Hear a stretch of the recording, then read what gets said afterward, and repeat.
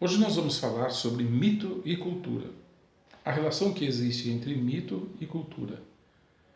Primeiramente, entender o que é mito, né? O mito é um modo de você explicar o mundo, assim como a religião, assim como a filosofia, assim como a ciência explica.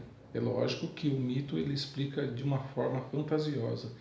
Ele narra a origem das coisas através de um encadeamento de fatos, de um jogo de palavras muito bem elaborado, com o objetivo de convencer a pessoa de que aquilo é verdadeiro. Mas muitas vezes não deixa de ter sentido. O mito ele explica algumas coisas tais como a origem do mundo. Nesse caso nós vamos falar, por exemplo, também sobre a origem dos deuses. O Hesíodo, lá no século VIII, escreveu um livro chamado Teogonia, onde fala do nascimento dos deuses. Dentro desse nascimento dos deuses tem uma figura principal que é Eros. Ele diz que Eros é o primeiro deus manifesto no mundo,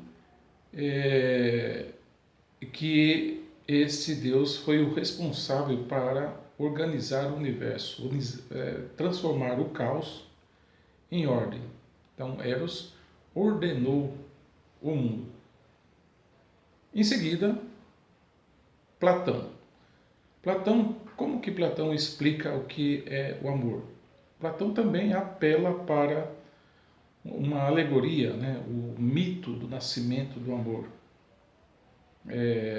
onde narra o seguinte, que existia uma festa entre os deuses, em que eles estavam comemorando o aniversário da Afrodite, a deusa da beleza. Nessa festa eles ficaram embriagados, os deuses ficaram embriagados. Chega na festa a Penúria, ou Pênia, ou pobreza, né? E ela vendo que os deuses estavam embriagados, ela olhou para Poros e se interessou por Poros, e ali ela teve um relacionamento e foi concebido Eros. Eros, então, é filho de um deus que era chamado de Poros, um deus valente, sábio, forte, cheio de virtudes, cheio de recursos, e de uma mãe que era pobre, faminta. Aí dá para entender o que é o amor. O amor é algo que está no meio, sabe? O amor é algo que está entre a busca e a falta. Desse termo de busca e falta também a gente pode entender o que é o filósofo. O filósofo é também aquele que está no meio da sabedoria, está entre a sabedoria e entre a ignorância. Então, o filósofo é aquele que busca constantemente a verdade.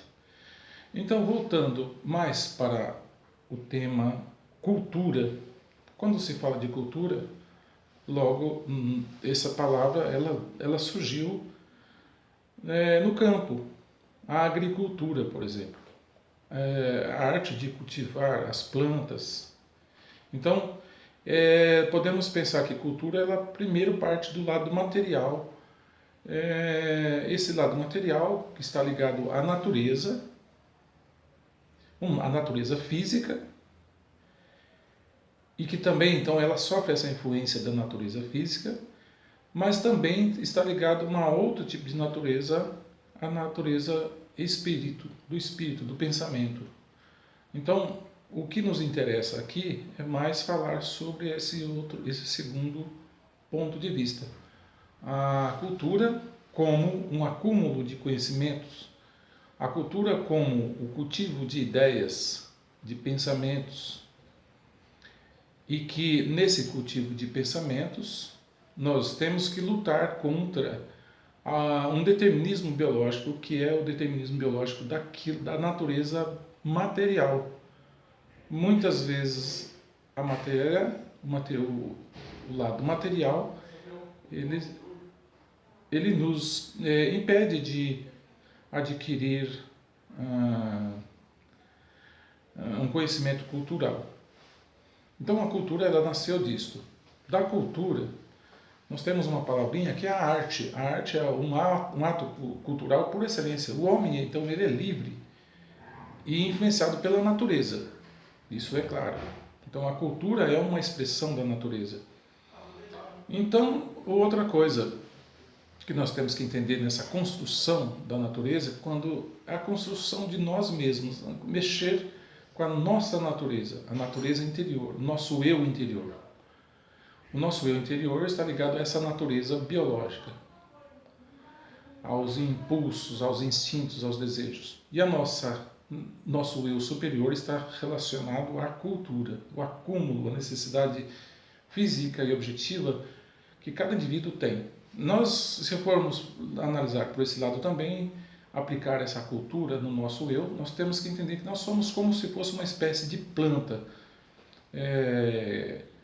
que precisa ser cultivada. Realmente nós precisamos de nos reinventar, nós precisamos de praticar essa cultura para que nós possamos nos libertar desse determinismo biológico que a natureza nos impõe. Somos livres a partir do momento que a gente sabe lidar com essa natureza. Então, como exercer essa liberdade?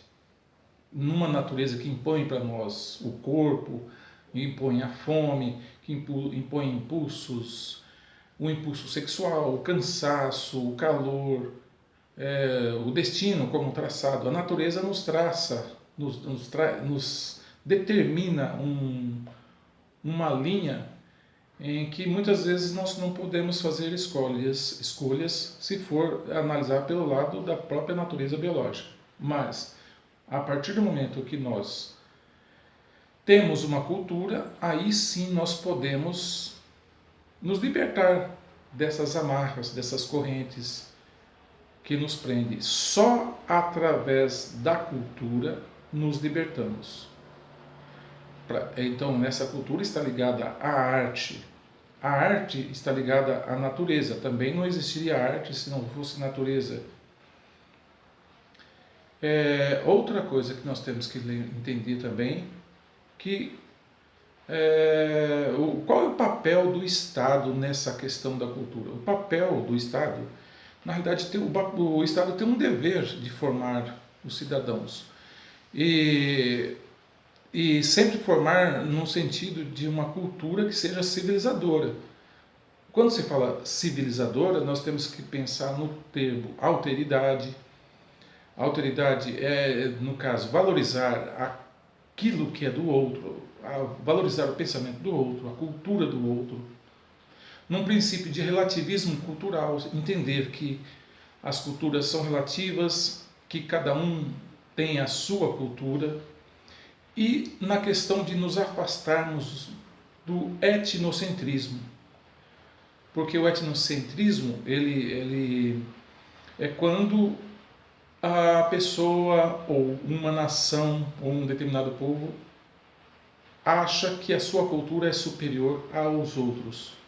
Algo que já aconteceu aqui no Brasil, por exemplo, quando nós fomos colonizados. Os europeus chegando aqui e, através desse etnocentrismo, achando que a cultura deles era superior, exterminaram a cultura dos povos que já viviam aqui. Então, fundamentado em tudo isso, essa relação de mito e cultura, essa trajetória que tentamos expor aqui, é para entender que o homem é um ser simbólico e que sempre busca uma explicação para a realidade. E em toda a história do pensamento, o mito foi aquele primeiro modo da gente explicar as coisas, e com a evolução desse pensamento nós fomos adquirindo novas culturas, ou seja, novas maneiras de explicar a realidade, cultivando dentro da nossa mentalidade uma nova visão de mundo. A cultura é fundamental para entendermos o processo de conhecimento de toda a humanidade. É isso aí, muito obrigado.